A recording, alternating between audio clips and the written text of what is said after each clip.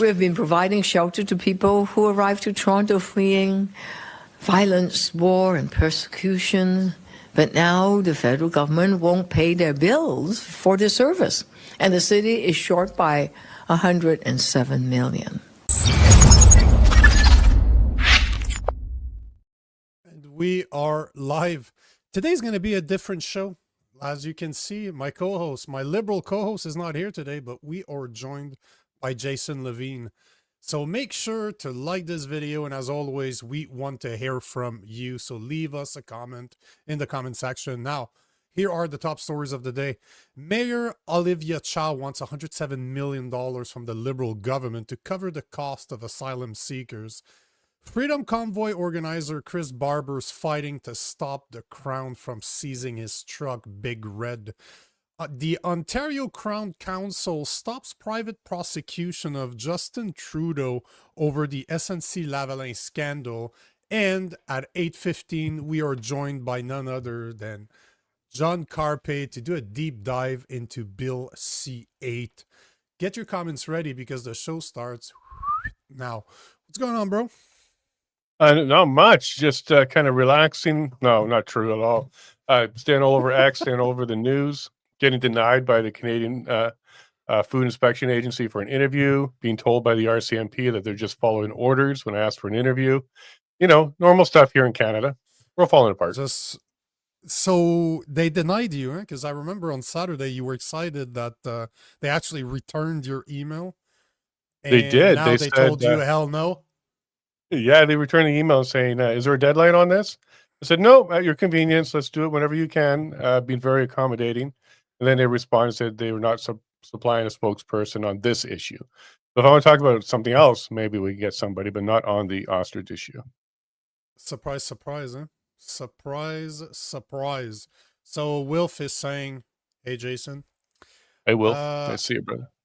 How's everybody doing? Good, good. We'll see. We'll see. We'll talk about Bill C-8. I don't know if you guys had the chance to go through it, but I did. And as someone that worked in the telecommunication field for 20 years, there's a lot of problematics. I don't even know that we can address them. I literally have 5 pages of things, and I stopped. I'm just like, there's no way I can cover all of that with John Carpay. So the questions that I have are definitely more about how it impacts regular people, just like you and I, because they're asking for a lot in there. They're asking to be able to visit pretty much any premise that they want in the telecommunication field, in energy, in banks. Like it's wow. And it refers to the Disability Act, or the Accessibility Act, my apologies. It refers to the Telecommunication Act.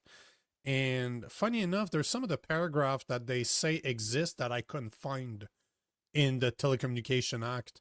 So I'm hoping it's me, but they're referring to stuff that I couldn't find. So very, very, very interesting. Those might be amendments that they're adding later. Who knows? Yeah, referring to amendments in a bill, referring to amendments that don't exist to a bill that exists. I've seen worse. Yeah, but I think that's what the wise guy's asking. Anybody scared yet?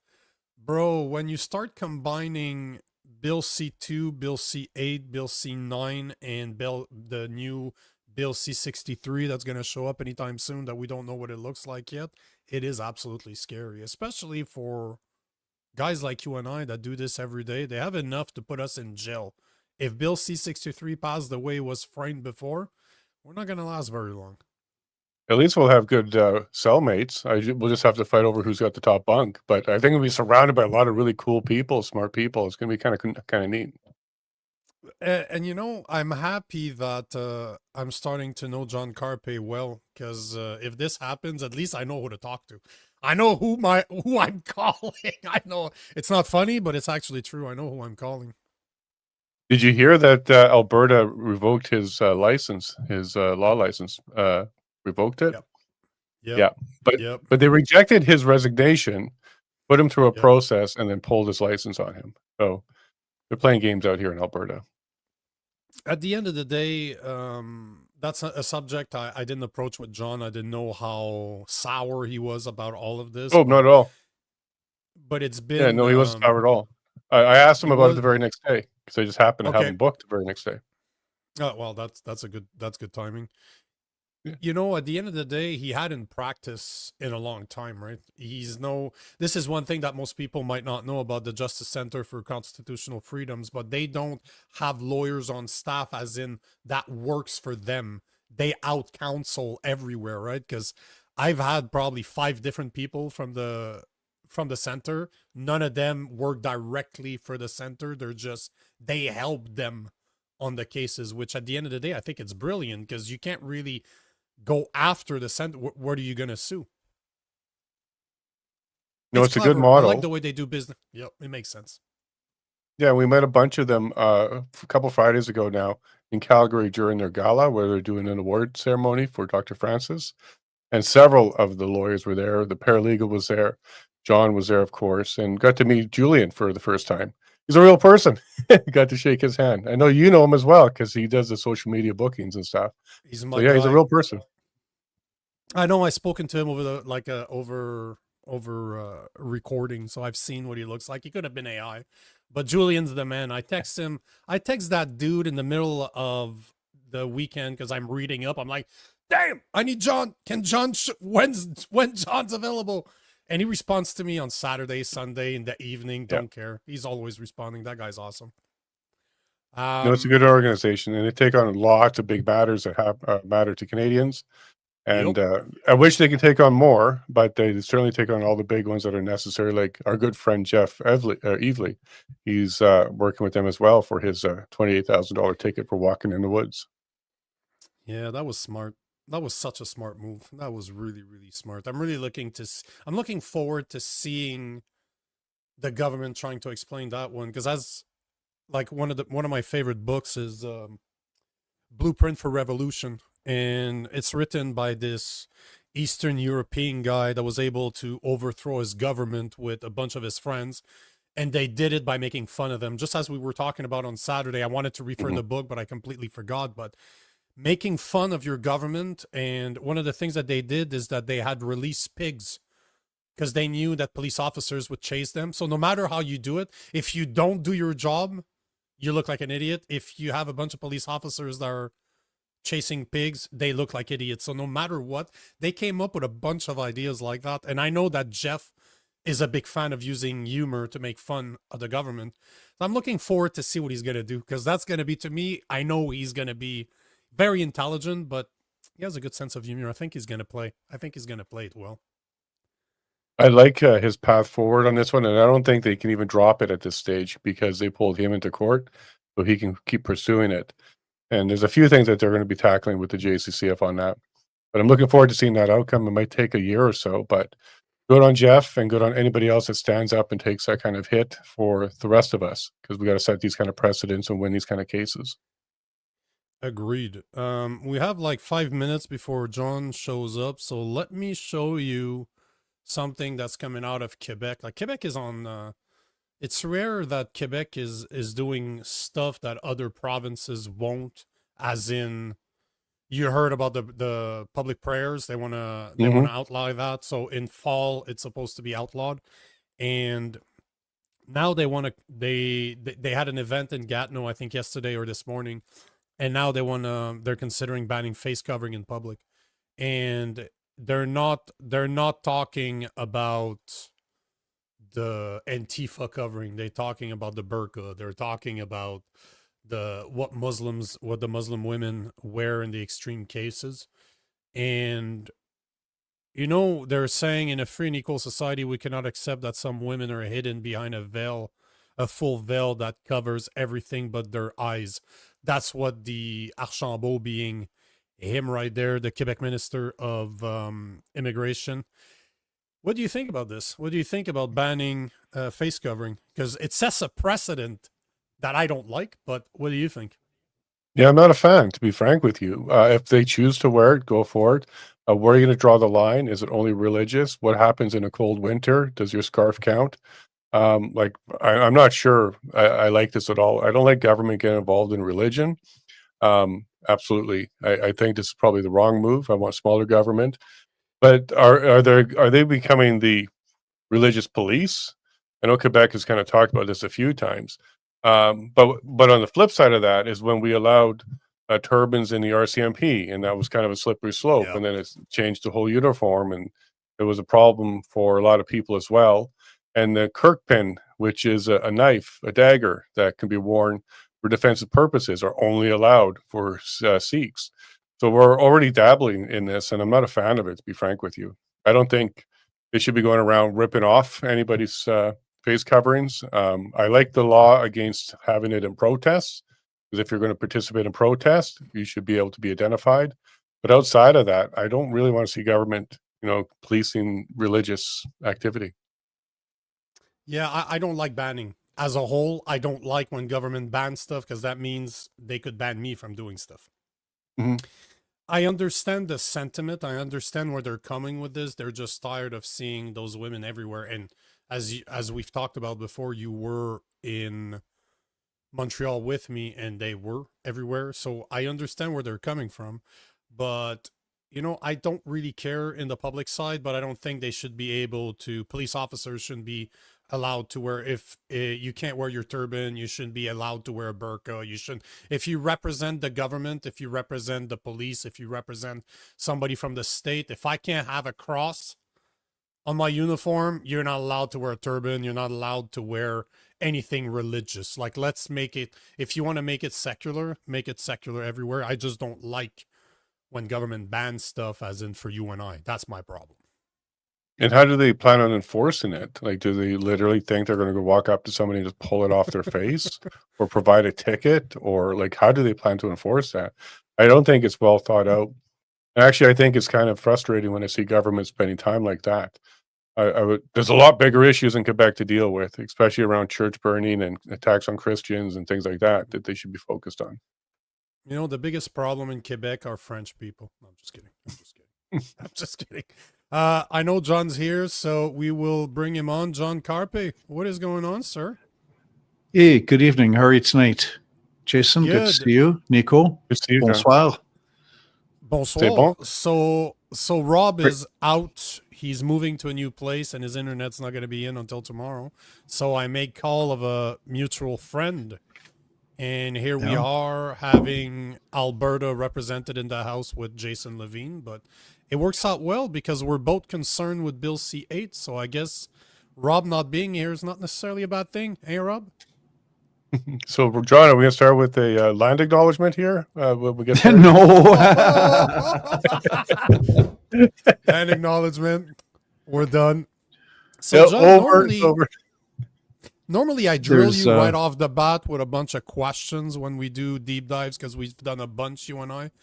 But today, because I literally have 5 pages and I stopped taking notes at one point, I'm like, okay, there's just too much. There's no way we can cover everything. But can you tell us what you see are the main problems with this bill? Well, we've got the government able to issue secret orders, and that's very scary, in the name of national security. And of course, I see this pattern now over and over and over again. Whenever the government attacks our rights and freedoms, it's always under a nice sounding pretext, right? So in Alberta, 6 or 7 years ago, we had this Bill 18 that kept secrets from parents about what their kids were doing with gay-straight alliances. But what do they dress it up as? It's anti-bullying, so you have to agree with us. Otherwise, you think it's okay for kids to get bullied at school, and so you have to agree with us.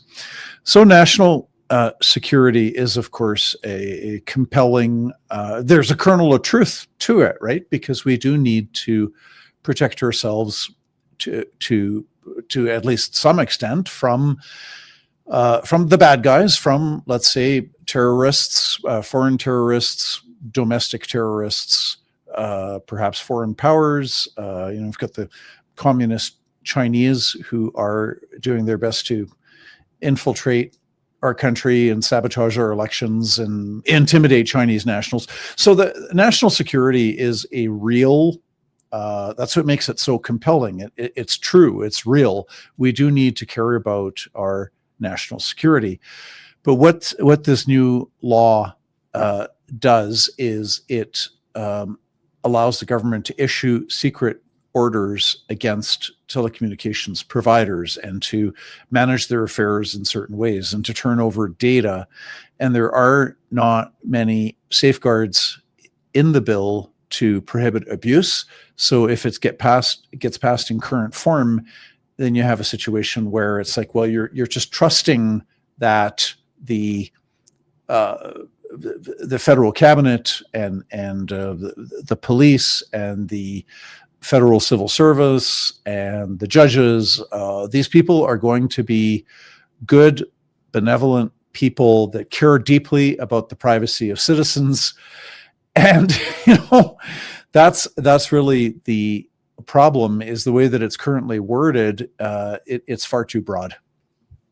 So, guys, just to make sure we're all on the same page, we're talking about Bill C-8. That is a bill that was tabled on June 18th, but for some reason I completely bypassed it. I was not aware of it. I don't know what I was smoking on that day, but it is an act called Critical Cyber System Protection Act, but it does major amendments to the Telecommunication Act that has been in place since 1993, if my memory serves me right. But all to say that, yes, they do ask a lot from telecommunication companies. And as somebody that has worked in that field for 20 years, I literally installed the networks, I configured the networks, I supported the network, we did migrations. And there's a part, before we get in that part, like I really want to talk about a specific part that is Part 115.1 AB, where it says that prohibits a telecommunications services provider from using all products and services provided by a specific person. So they start going down. Not only are they getting restricted by using specific services, specific products, specific type of technology, but they go down and say that they want to have the power to prohibit a telecommunications services provider from providing any services to any specific person, including a telecommunications service provider, and direct a telecommunications service provider to suspend providing to a specific period any services to any specified person, including a telecommunications services. And it goes on to say that the Minister of Industry, which is I'm sorry for my language, but one of the biggest twat that's ever been in a minister position, Jolie, she wants the power to be able to do that, not only where she feel is reasonable, but she needs to be able to do it with non-disclosure agreement, meaning that if I'm charged that I can't use the internet anymore, I can't even talk about it. Is that what the bill says, or am I completely out of left field here? The way the bill is worded, the government can target its political enemies and cut them off from internet. Now, presumably, technology might afford a way for somebody to, create a false account or use a false name, this or that. You could get around it, but that's not really the point, right? The point is that if the government doesn't like you, doesn't like your politics, then the government could order a communications company to stop providing you with services. And here's where we get into the naivete of, we trust government because government's always good, and we trust the politicians, we trust the bureaucrats, the civil servants, we trust everybody there. They would never do that, right? Is the naive. But the fact is, the government is made up out of people, and people have a mixed human nature. We are capable of doing great, wonderful, good things, loving things, kind things, heroic things. We can be virtuous, we can be honest, we can be courageous. We've got all the good stuff, but we also have, every human being has a capacity to also do evil, and we can be dishonest and manipulative and cowardly. And so government is like electricity, or like fire, or even like sex. With electricity, it's a wonderful servant, but a terrible master. If the electricity is out of control and you have exposed sockets, you can get injured or killed. Fire is nice as a campfire or contained appropriately in your fireplace. It can be a lovely servant, but fire makes a terrible master when it burns your house down. And so this is the problem with the way that this is worded, is that it can very easily be abused by government, can make a secret order. There has to be some room for some secrecy. If you've got some sensitive police work to, protect us against foreign terrorists or internal terrorist individuals or groups that are in Canada, you have to have some leeway for secrecy. But this goes far too far on the secrecy front in giving governments the power to issue orders in secret, right? So the government can order, and then you're not even allowed to talk about it at all. And when you go to court, secret court proceedings, and the judge is allowed to rely on secret evidence. So there's way too much secrecy in this bill that, and sunlight is the best disinfectant. So that's very bad as well. And I have some concerns the way that's worded, because it actually can go after providers too. And an example of that would be Starlink. If Starlink doesn't want to do some of the stuff the government wants, they can go to, for example, in Toronto at 151 Front Street, that's a big trunk exchange for the internet. So those providers there can just turn off Starlink's access to the rest of the internet, and you wouldn't have access to whatever else is provided on their side of things. One step further, because John kind of touched on it, he goes, you could create a secret account or a different account to get back on. They're going to be tying Global ID into this. So Global ID is going to be your way to be identified on the internet as that individual. And by the time we get there to the digital ID side of things, if you don't have that digital ID, you won't be able to get on the internet. And then once you're on it with that digital ID, then they can go after you and you won't be able to make additional accounts. And then the last thing is going to be encryption that we saw in China many moons ago, where they had the Chinese firewall, it was called, where they wouldn't allow things like VPN to even happen, because VPN is a way to go around some of the checks and balances of the government. And I highly suspect that things like VPN services will be shut down, or even the protocol will be shut down, unless you have a permit by the government to be like a business using it for business reasons. But they'll go ahead and do things like that, because ultimately their goal is to see what they're doing. People are doing on the internet, and that could be for good reasons, like John's highlighting there, for police activity and terrorist activities, or just going from open source to closed source information. We know that they like to scrape open source. So if they can get behind some of other communications like Discord and other services that are not so open, this would be one way to do that. So I wouldn't be surprised, Nico, if we see things like targeting encryption, requiring certain encryption types of things to be turned off, or you need some sort of permit to go ahead and use it. So you have to kind of make your case to go ahead and encrypt yourself. But the big one for me is the digital ID, because eventually the internet's going to require that. And BC has already started doing that. BC has already started using their digital ID and their digital wallet to access their services online, which will then expand to other services online. So we're seeing the beginning stages of the Chinese firewall taking place here in Canada.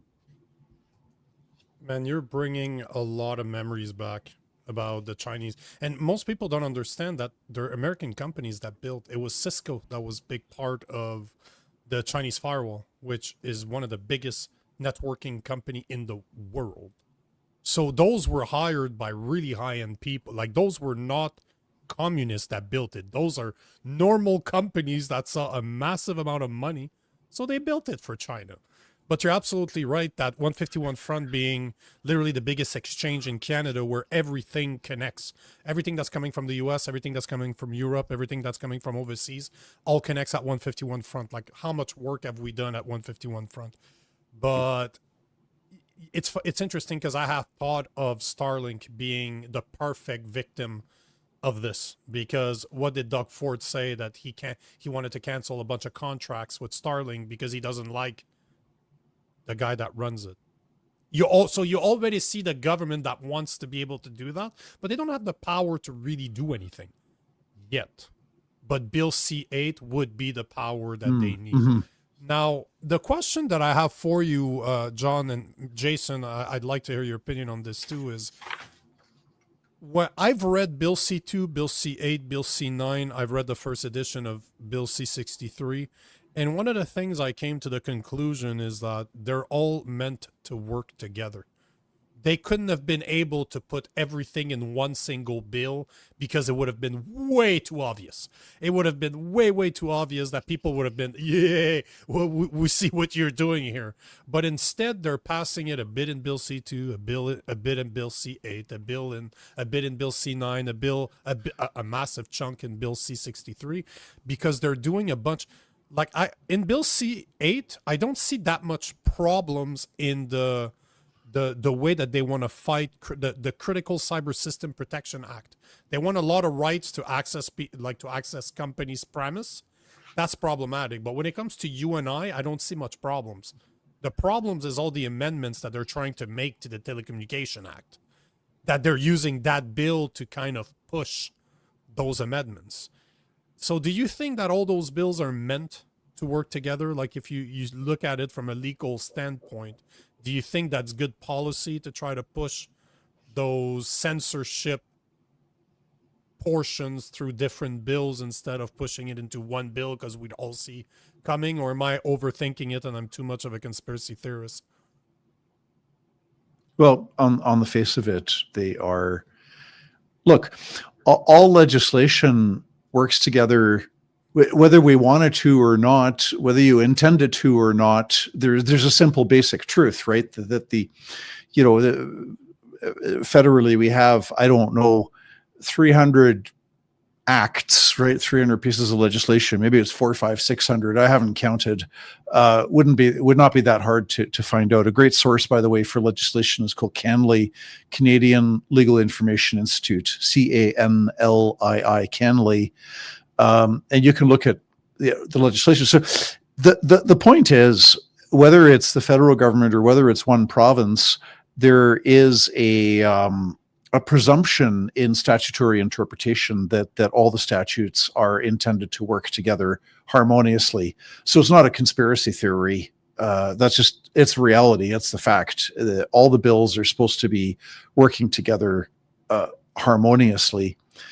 So what you see with good grief, with the Bill C2, the new Authorized Access to Information Act, which is part of Bill C2, gives government officials, not just police officers, but government officials get broad powers to demand information from any electronic service provider. And then when I see some of the things in Bill C8, it sounds quite similar, where the government can, the minister of industry can issue secret orders compelling telecommunications providers to do anything or refrain from doing anything. And that can include installing backdoors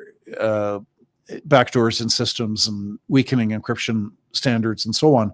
So there's actually overlap. There appears to be some overlap between Bill C8, where the government gets these powers and to issue secret orders against companies, do this, don't do that, in the name of, security, national security, keeping us safe from terrorists.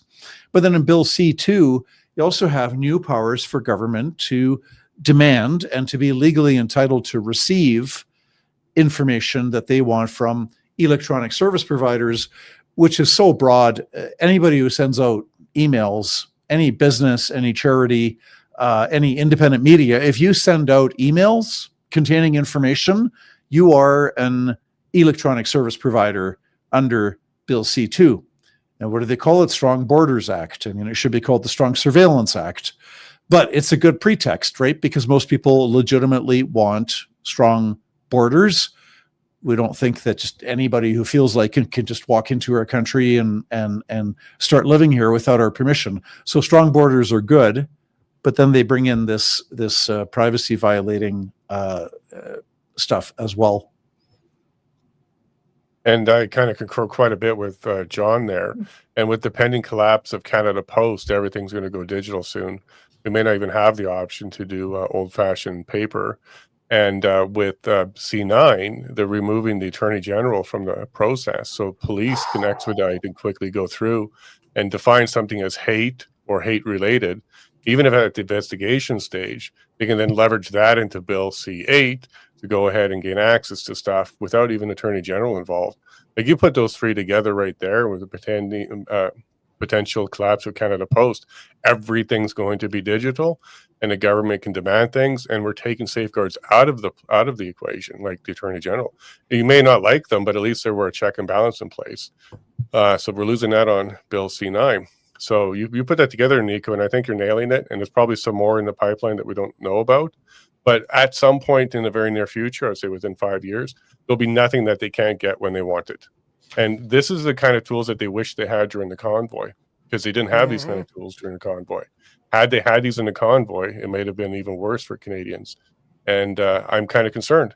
When can you have conversations? When can you talk to your mom about your concerns about the government's actions, like Chris Carver did with Betty Carver, and then have that used against you in court? Because he was just having conversations with his mom about his concerns, and he spent a lot of time in detention and prison for that. I see this absolutely eroding all privacy on a digital level. And I think you're actually clever when you recognize that they're not putting it into one bill called Let's Screw You Over Act. They're splitting it up. So people have to kind of make the connections themselves or learn later that these do work together in tandem. Yeah. And I agree. They're not going to pass. They're going to call each other too, right? Sorry, John. They're going to make, once Bill 63, if let's say Bill C2 passes, Bill C63 is going to refer to Bill 2, because it's impossible to do all the cross-checking.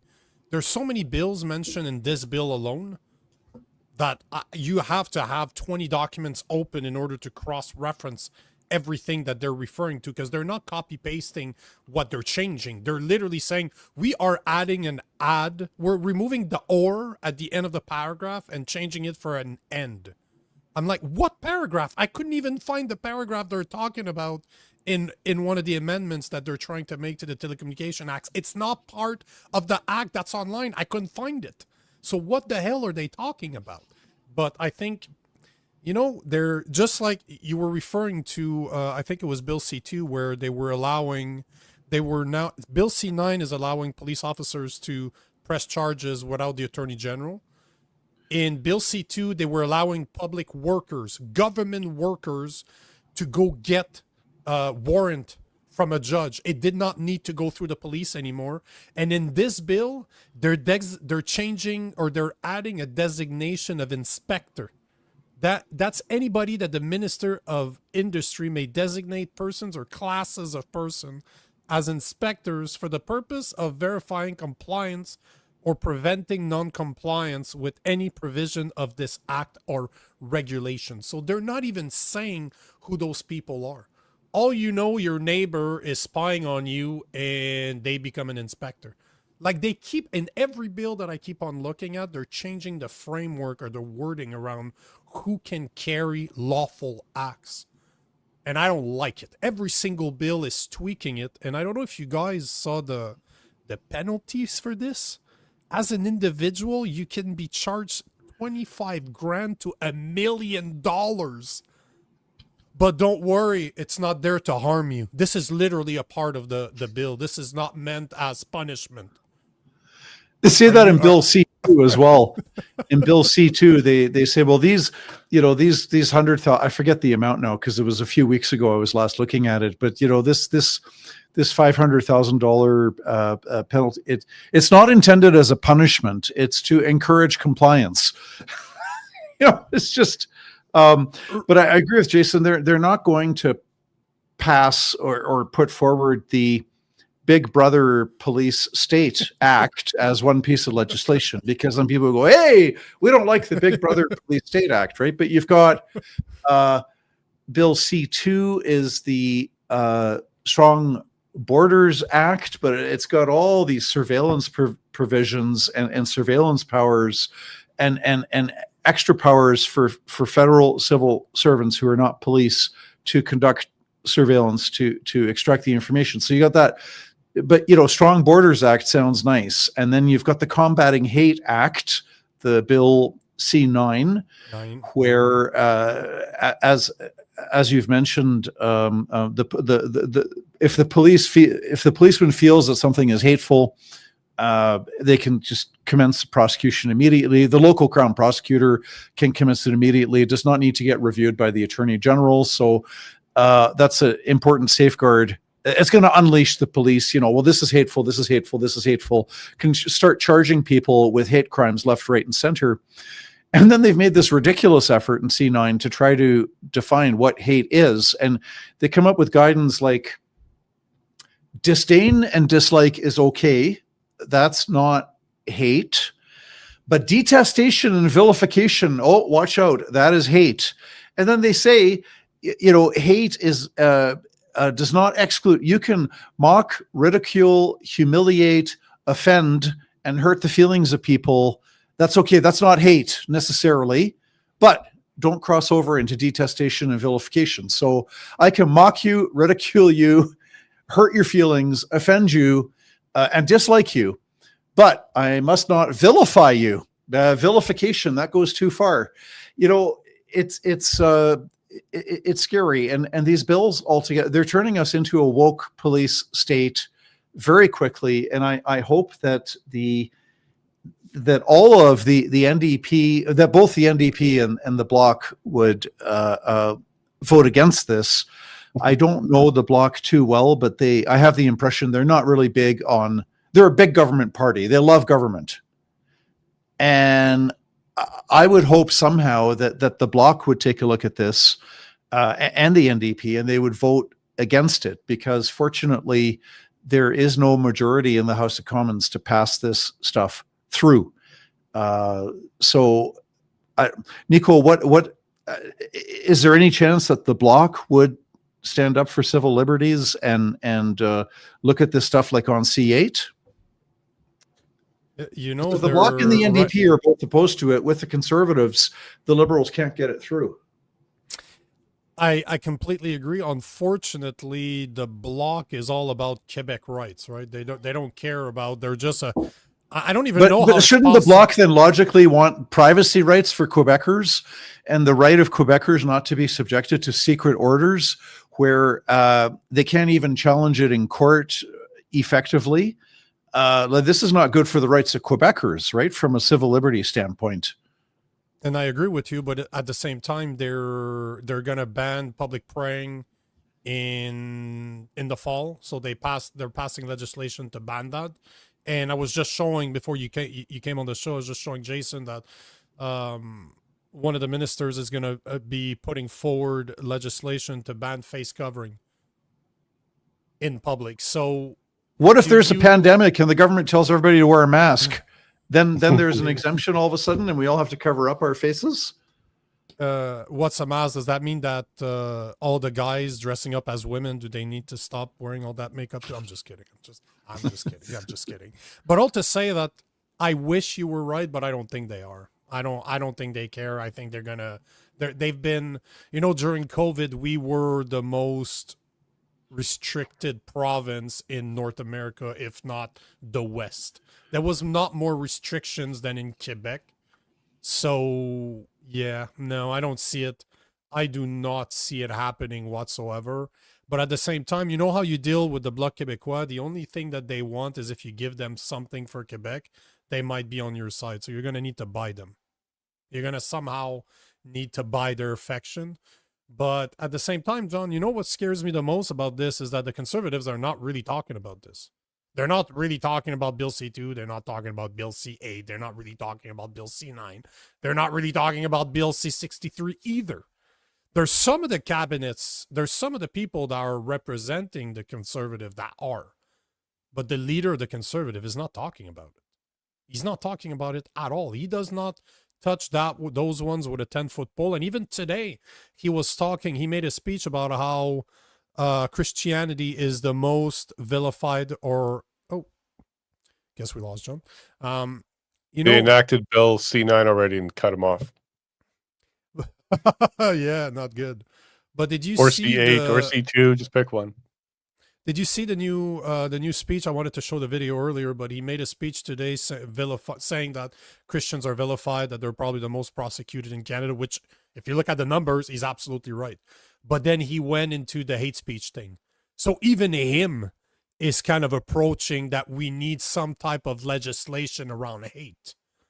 Maybe I misunderstood his speech. I will actually play the video, but he puts hate and then he starts talking about criminal consequences. So I'm like, what are you saying, bro? Are you saying that we need hate speech? Are you agreeing with Sean Fraser with Bill C-9? Because that is not being a conservative. It ain't.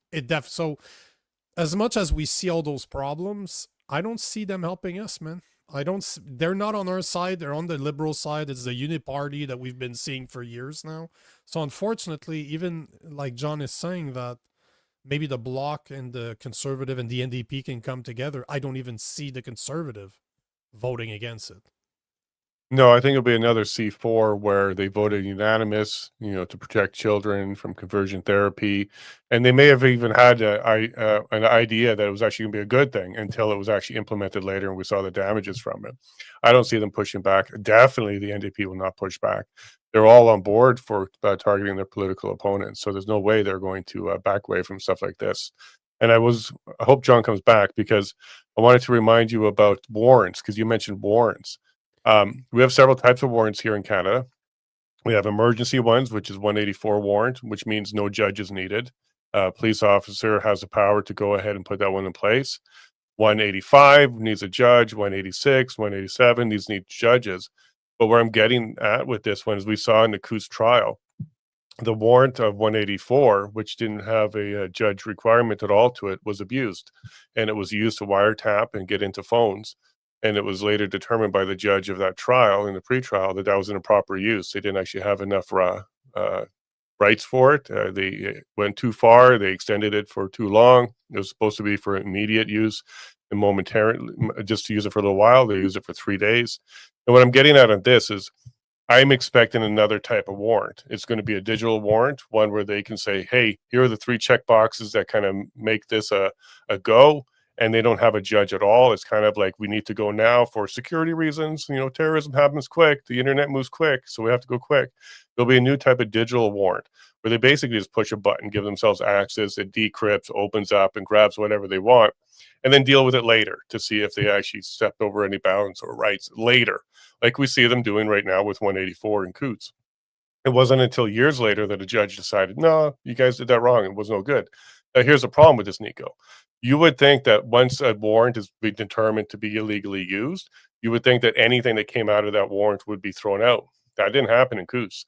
So even though the judge said 184 was improper, it shouldn't have been used that way, he still allowed the fruits of that warrant to go ahead and be used, because exigent circumstances and the weight of the evidence for justice is what gets determined after the fact. So that means they can open up your digital stuff, pull it out, take a look at it, even if it was illegal for them and they broke the rules. If what they find has enough value to them, a judge can still allow it, even though they had no right to get it in the first place. And we've seen this abuse happen already. So keep an eye out for another bill that extends the criminal code around warrants and digital ones, where they can basically say, yeah, I think there's enough here to go ahead and open up that email account or open up that X messaging account. And then they grab whatever they want, and then later argue the value of what they got, regardless of the warrant and whether or not it was valid at the time. So expect some of that to happen too. We've seen it already.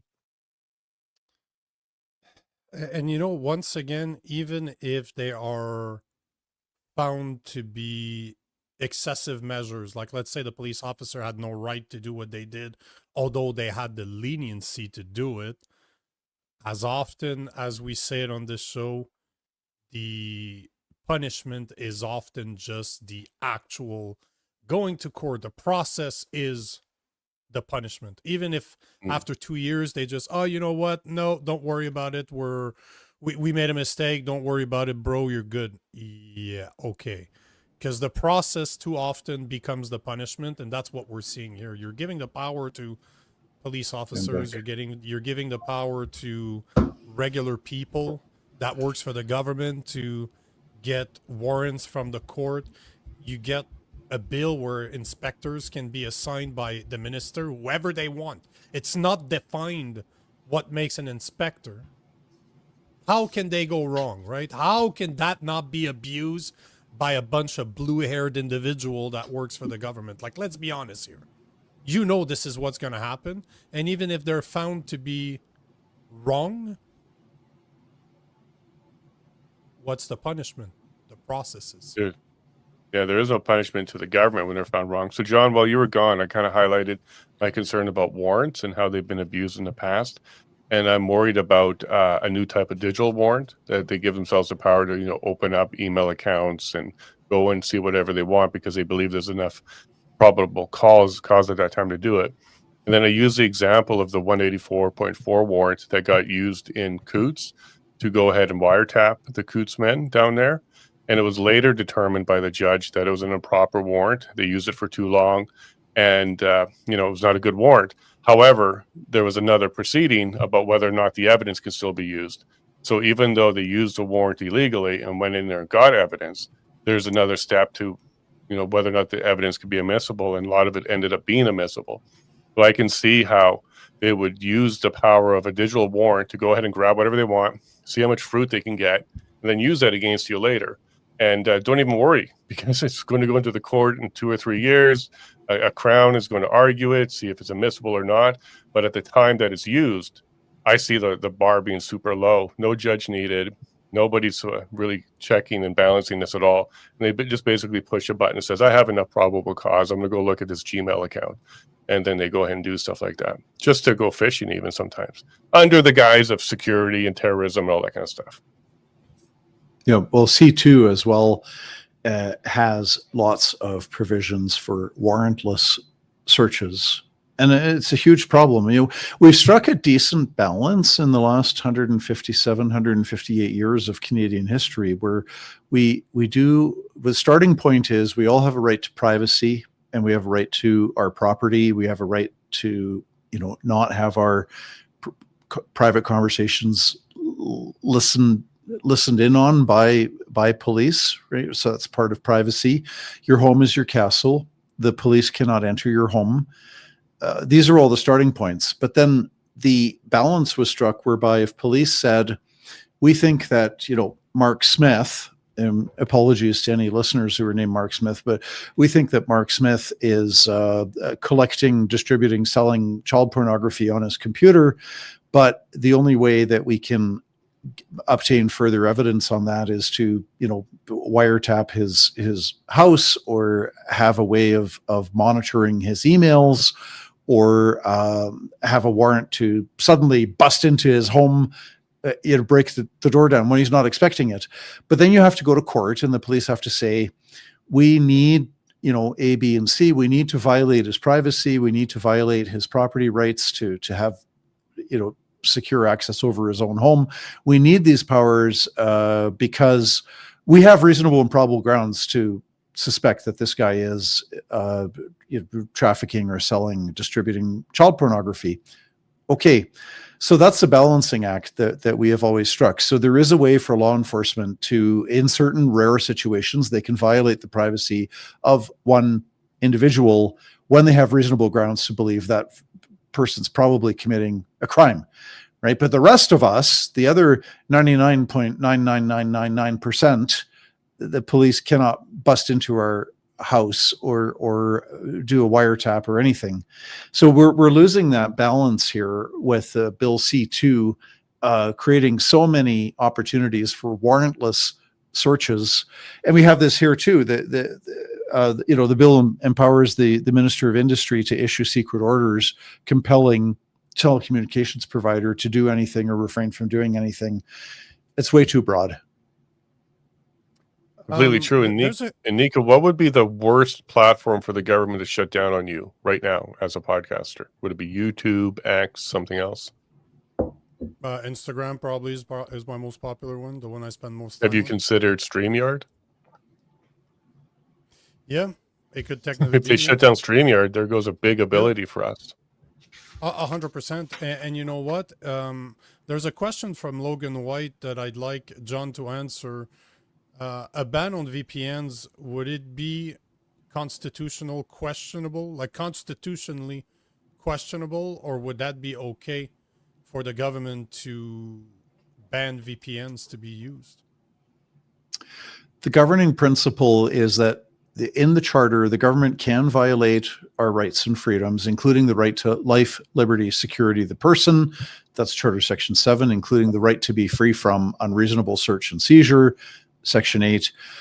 Governments are, under the Constitution, under the Charter, governments can violate our rights and freedoms, but they have to operate within the framework known as the Oakes test. Oakes was a decision from 1986, OAKES, Oakes. And so, first of all, the government needs a pressing and substantive objective. Usually they pass that with flying colors because they say, well, it's, we got to fight the virus to save lives, or we got to, protect Canadians from terrorism. Or we have to save the planet from burning into a crisp, so we have to stop climate change because as we all know, mankind controls the climate. We always have, we always will. Sorry, sarcasm. Anyway, on the first one, they can get away with things pretty easily. They can declare it's national security, keeping Canadians safe from terrorists. Okay, fair enough. Then they have to move on to there's three things the government has to do. They have to show that there is a rational connection between the law and the goal. So if the theory is that we're in danger of burning up into a crisp in the climate holocaust, rational connection would be to say that we have to have lower fuel emissions. Okay. Here, rational connection between protecting us from terrorists and having the government with the ability to order the communication service providers to do or refrain from doing things. So that's rational connection. Minimal impairment is the government has to show that it's achieving the goal while violating rights as little as possible. And then the last one is a cost-benefit analysis. The government has to show that the harms of violating privacy are outweighed by the good of the legislation in protecting us from terrorists. So it's complex. That's the framework. Now, what we saw, maybe judges will be different on this issue. Maybe they'll care deeply about the civil liberties. But I can tell you for sure, under COVID, this Oakes test was not applied. In fact, we had judges. So when the Justice Centre challenged the lockdowns and the vaccine passports, we had one judge, Renee Pomerantz in Ontario, recently promoted to the Ontario Court of Appeal. She said, I'm neither equipped nor inclined to resolve scientific controversies regarding COVID. So therefore, I'll just rule in favor of the government, because the test is not that the government has to demonstrably justify its freedom violating laws, but the question became, was it open to the government of Ontario to do what it did? So very much a lowering of the bar for government. Now, maybe judges will be different. It's possible. It's actually possible that because the judges are not subjected to the daily, hourly propaganda about the false claims that this virus making it out far worse than what it was, you don't have the same propaganda directed at judges on how dangerous the terrorists are and that we should just disregard civil liberties. So there is hope, potentially, that judges will treat this differently than how they treated the lockdown measures.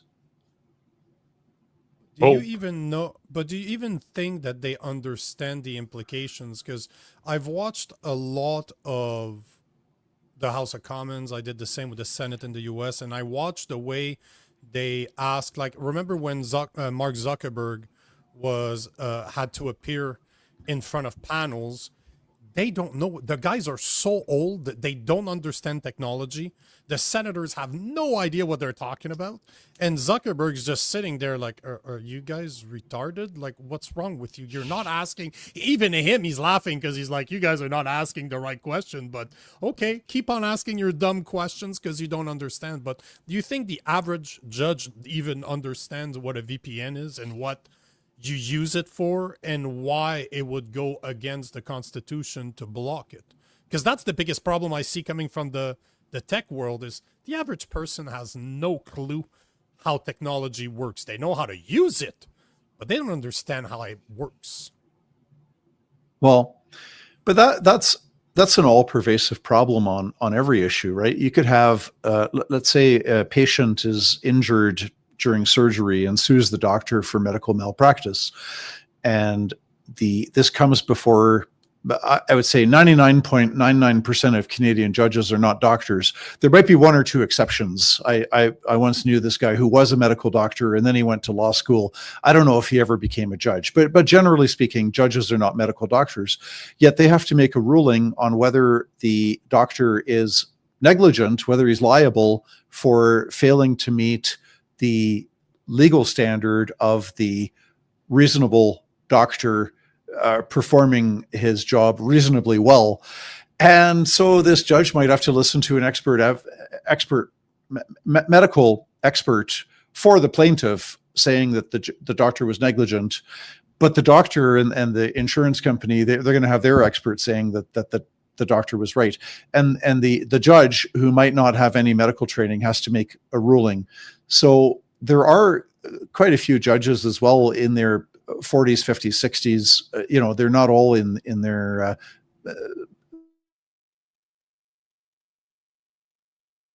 not all in their prime, probably, where I was going with that one.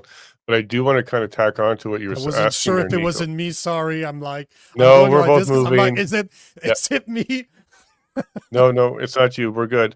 Another thing I want to kind of tack on to there is when the government is one of the parties, so whether they're the applicant or the respondent, the judges historically, and we're seeing this through COVID and we're seeing this with the ostriches right now, historically will side with the government's experts and not side with or even allow the experts for the other party.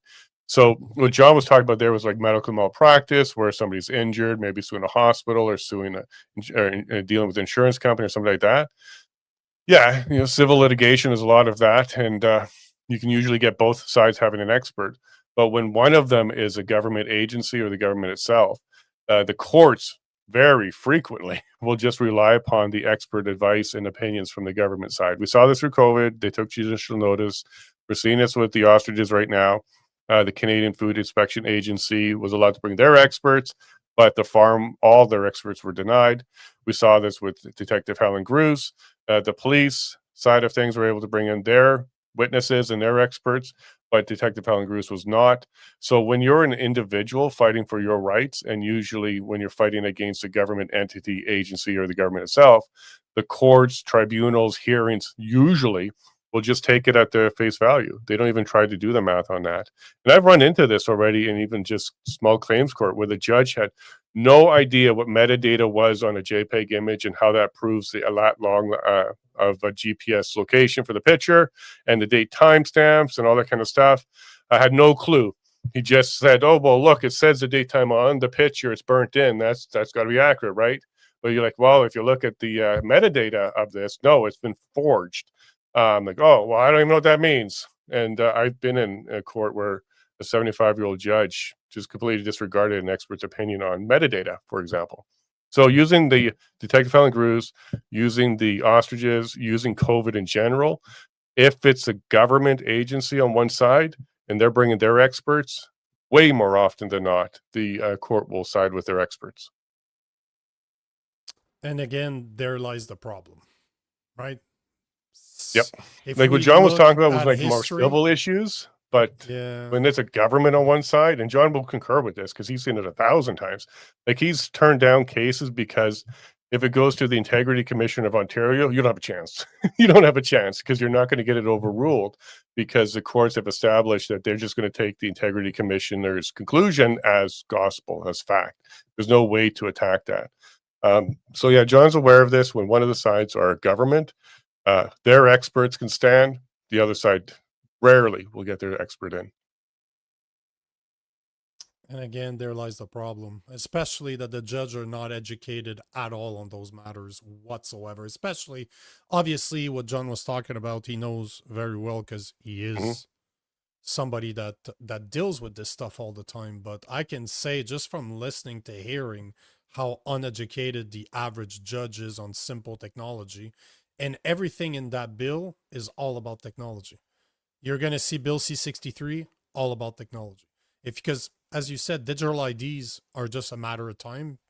We talked about this yesterday. Like I must have went on a 45-minute presentation to Rob, because Rob is not very educated on the subject of digital IDs, but this is something that we went through yesterday using what's going on in the UK, right?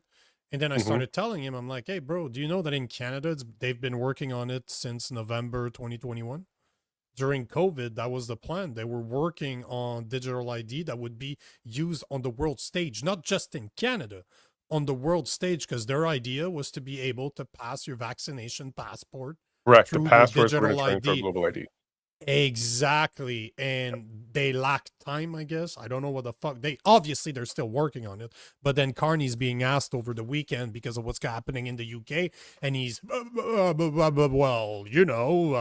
they don't have the same type of IDs that we have here in Canada. Oh, no, of course not, because they don't have driver's license. They don't have social security numbers. They don't have passport like we do in Canada. And Starmer even said that, oh, those ideas are not enough, but how are you going to prove who you are? By providing a driver's license, by providing a passport, by providing your social security number. It is the dumbest thing. They're selling it to people in a way that they created the mass immigration problem. They invited all those people in, and then they're like, oh, look at what's happening everywhere. We're being taken over. Here's the solution to prove that you belong here. Yeah, that was a weird explanation or justification was, you guys are worried about illegals taking the jobs. This will stop it. Why don't you stop them at the border and deport them? And the truth is, their ID doesn't matter now. Okay, you don't see businesses that are hiring illegals caring about the ID. In fact, the less they know, the better. So digital IDs aren't going to change anything. There's communities and organizations and networks that absolutely support illegals to go ahead and work under the table, behind closed doors. Even, their passports are taken, and sometimes it's the human trafficking side of things too. You think digital ID is going to impact and save them at all? Not a chance. So his justification was baloney. But there's a lot of people that are going to believe it and go ahead and support it because of that. But this if you're paying somebody cash, yeah, like if you've got an illegal nanny or illegal gardener, or if you've, God forbid, if you've kidnapped somebody and you're forcing them into prostitution, it's all going to be cash, cash, cash. And whether they have their digital ID or not, right? It's like you said, you have to turn these people away at the border to begin with. I apologize, by the way. I keep on having internet problems tonight, which is unusual. So back for the third time. It happens here when you talk about certain subjects. It's not the first time it happens, and it's always coincidentally when you speak against the government, especially on bills that they're trying to pass, that we seem to have problems. So, I don't know how long you. Yeah, I just want to talk to something he just said there about cash.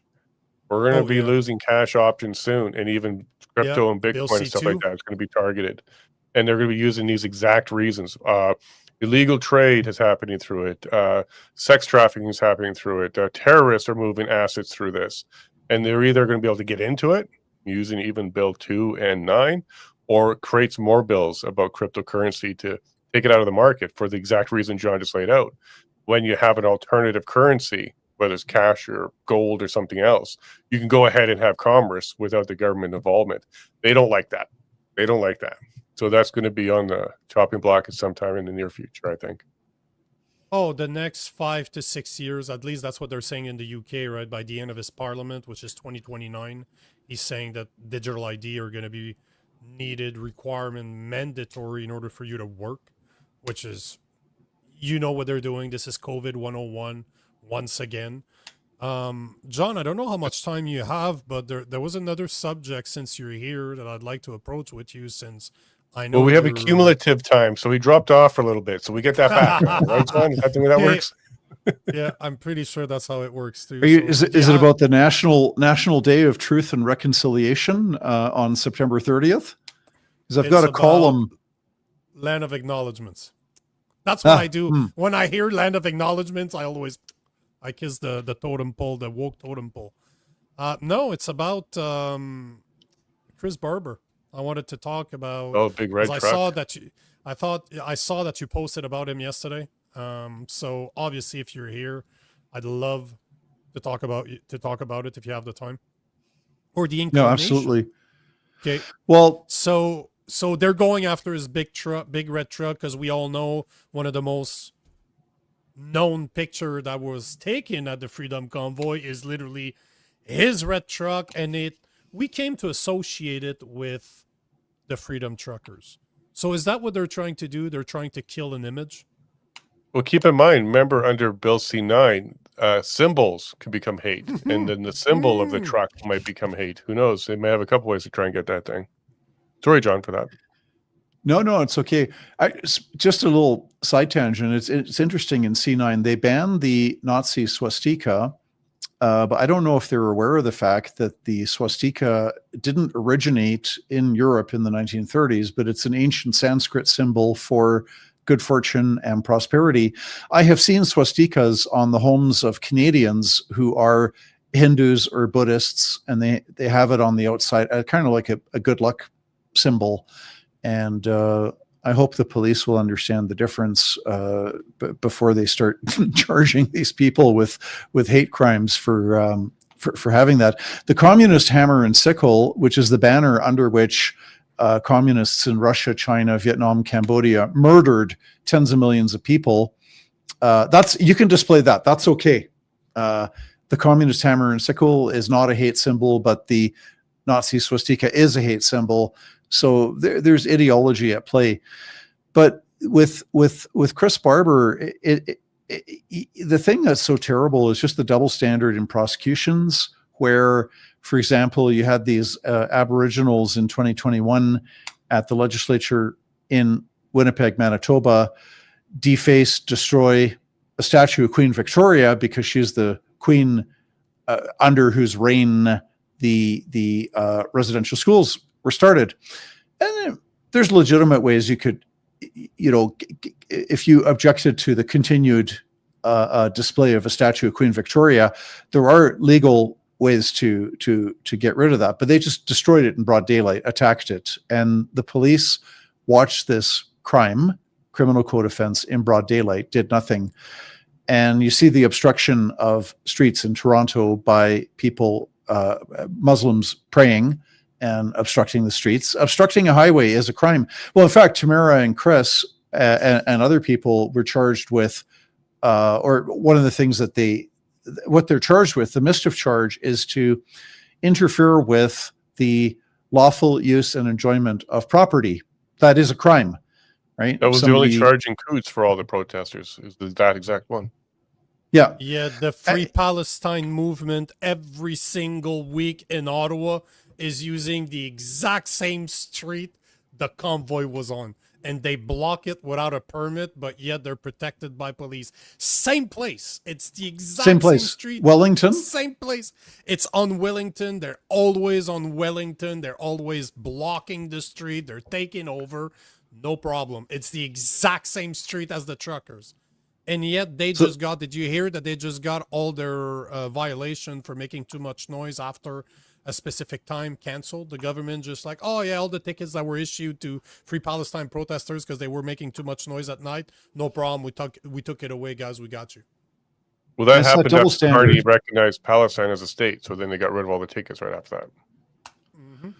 Well, it's a double standard that's disconcerting, because you could make the argument that, and maybe not Chris and Tamara specifically, but more generally, that some of the truckers in Ottawa, some of their conduct interfered with the lawful use and enjoyment of property. Like you could make out that case, but the problem is that it's made out against people for protesting against lockdowns. It's like the chief of police in Regina actually spoke at an anti-racism rally, which had more people than what was allowed under the health orders, under the COVID restrictions. Saskatchewan, you could have only 10 people allowed outside, whatever the number was, but they had hundreds of people there.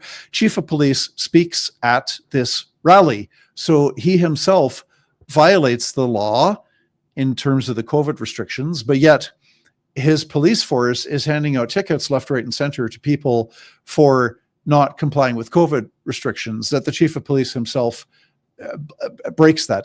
That is absolutely disgusting.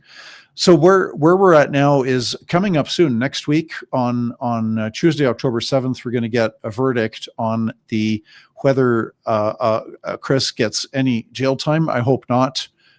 Whether Tamara Leach gets any jail time. I hope not. And so we're awaiting this. It happens to be on the same day as the anniversary of the Hamas massacre of Israeli civilians. That was October the 7th as well.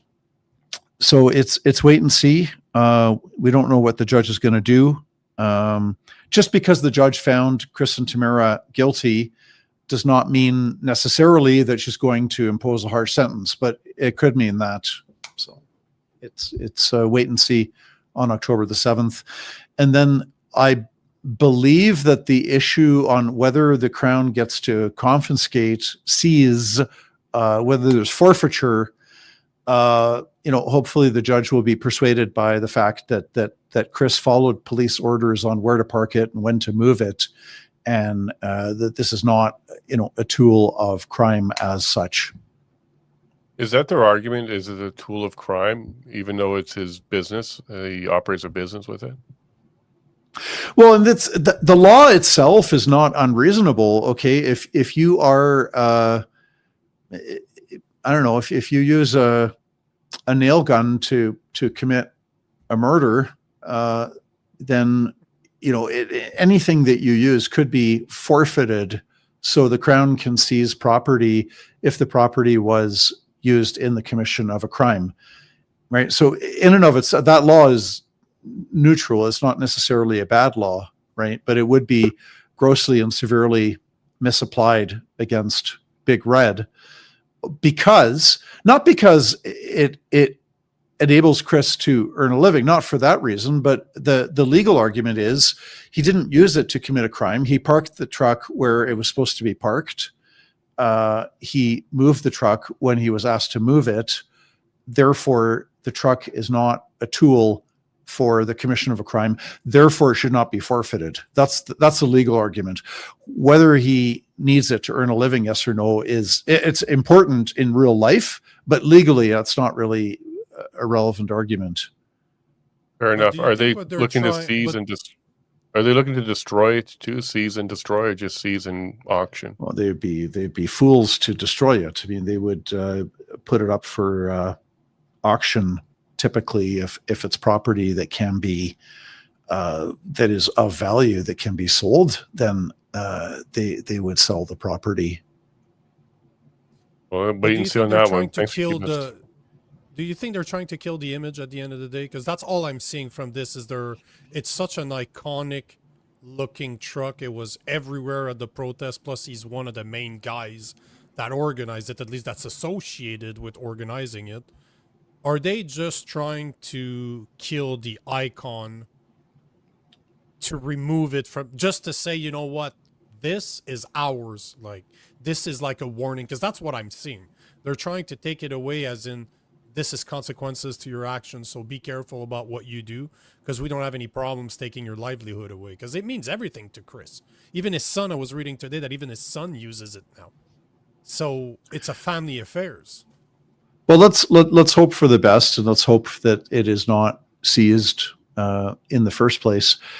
If it is seized, then I go back to the double standard in prosecution, right? That's the real problem, because you could argue that technically, legally, maybe the conviction was the right decision, maybe the seizure of the truck was the right decision, but assuming for a moment you're correct with your legal arguments that this is all legally correct, you are stuck with the scandalous reality in Canada that if you are protesting for the correct cause, right, which is to be, trying to save us from the climate holocaust and Aboriginal rights, LGBTQ, if it's the correct cause, then you can get away with breaking the law. You can even commit a crime. But if it's the wrong cause, like this poor woman who spent so much time in jail over, peacefully protesting at abortion clinics, sorry, her name slips my mind, but there's that double standard. She's demonstrating for the wrong cause. This is the real problem, that we have to change our culture and get back to the rule of law, where you don't have selective prosecutions based on whether you're protesting for the right cause or the supposedly wrong cause. And Nico, I think another piece of this, maybe they're trying to get rid of the symbol, but they're also trying to make everybody scared going forward. So if Barber's truck is seized, every tractor, every big rig, like, you won't see those being used as quickly anymore, coast to coast, because there's precedents now. Like, if you just use it in a mischief, that's enough for you to lose it. And some of these tractors are $1 million tractors that were down in Coutts. So I could see companies, farmers, organizations, and individuals having a second thought about bringing equipment like that into any type of protest. So that might be one of the reasons why they're doing it as well. And even if it's not seized at the end, the process is the punishment. Who wants to go through what Tamara Lynch and Chris Barber are going through right now? Who in their right mind wants to go through this? It's been 3.5 years already. Yeah, there's guys like Jeff Evely, but that guy is a special breed of individual that does it on purpose because that's what he wants. One of the clients of John's. I know, that's why I'm bringing it up, because we all know who we're talking about here.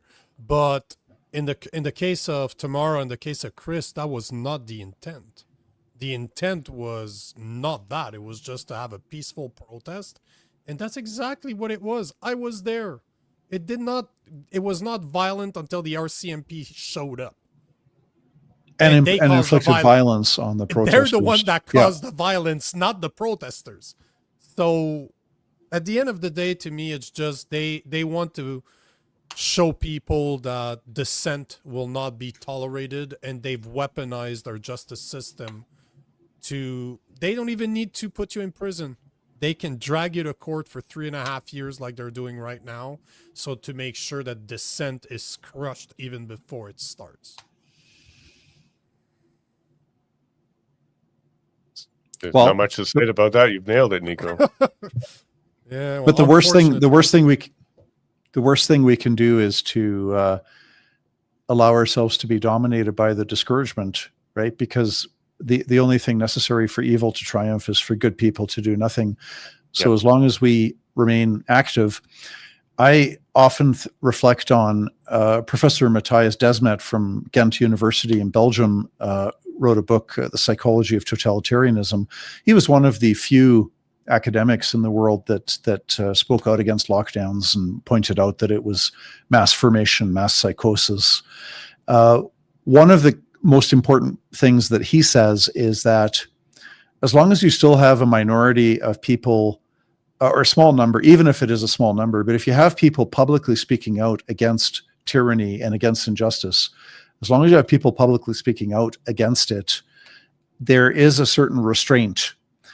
Once you get to a point where nobody is speaking out anymore at all in the public square against the tyranny, that's where it goes really, really crazy. And that's he mentions the examples of Nazi Germany and Stalinist Russia, where there was no longer any dissent in the public square at all. And then it seems the tyrant loses all restraints. And so as long as you have still people that will speak out in the public square against the injustice and against the tyranny, then at least there's some restraint that is placed on it. And so it's extremely important to keep on going. We don't know what's going to happen next. History shows plenty of surprises, things that just didn't work out the way it was planned. So as long as we keep on speaking out, that is our best defense, is to keep on exercising our freedom of expression. And when if you're not pushing back and they have secret processes, we're in very dangerous territory there. Yeah. I don't know if you guys know Dr. Greer, but he said that you need about 10% of the population. The 10% of the population can convince the other 90%. That's his theory, and I agree with him. So all you need is about 10% of people. But John, as always, it's always a pleasure to have you on. I always look for reasons to invite you specifically. So thanks for being here. It was great to have Jason on at the same time as you, but thanks again for showing up. I don't know if you have closing words before I kick you out. Well, tomorrow I'm releasing a short video on the National Day of Truth and Reconciliation, and that should be interesting. And the Western Standard is running a column on the topic. And spoiler alert, I argue that the truth and reconciliation should be pursued, and the way to pursue them is not by making false claims and not with having race-based laws. The way to reconciliation is to have a country where all Canadians pay the same taxes and we all have the same access to public spaces. We all enjoy the same hunting and fishing opportunities, and we're all equal under the law. And that's the way towards reconciliation. But anyway, that's coming out on Tuesday, September 30th, and I'm curious to see how much interest that sparks. And thank you so much for having me on your show. Sorry for the technical difficulties. I was on the show 3 times tonight. Next time, I hope, is just once because there are no technological difficulties. And John, I do want to give you a special thanks for that memorable night in Calgary at your gala and that award ceremony. You filled that room up with so many amazing people. It was a great night. Thanks for including me in that. Well, I'm so glad you were able to attend. Yeah, we had a lot of fun in Calgary on September 19th. 250 freedom-loving Canadians, including lots of leaders and independent media. So we'll do it again in September 2026 for sure. I'll bring my co-host next time, my wife. It was really appreciated. Thanks for inviting me, by the way. Well, I'm sure you would have it if you're in Calgary. Have a good rest of the night. Same to you, John. Yeah, he's a good man. So, I'm a fan. I'm a fan. He's very clever. Because I asked him the same question about the symbols like twice or 3 times, and he's just not answering it.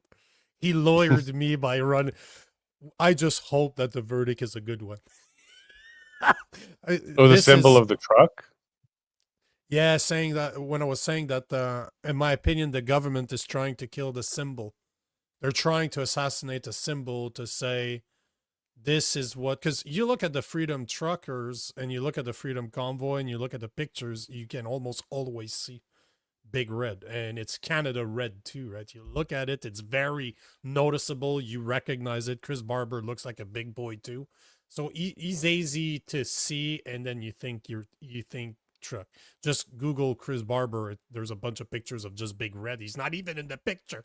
It's just Big Red that's there. So to me, they're trying to assassinate the image of what it represents to the Freedom Convoy, and they're crushing dissent.